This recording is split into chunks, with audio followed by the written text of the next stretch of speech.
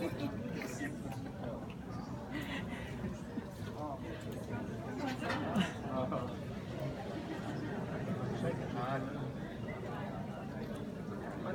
Mackay's under enormous pressure here to present this bill. We've had no injuries to staff, not one wildlife was injured, and not one piece of vegetation was injured. So it's up to Councillor Mackay to carry on our tradition. That's one on the head. Do that, would you?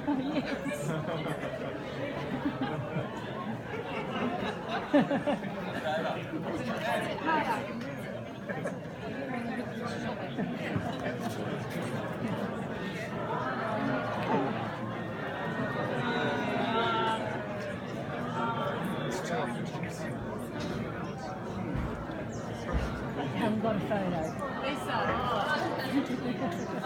Ladies and gentlemen, I might ask you to take your seat. I think Councillor Mackay is nearly at the end of her task.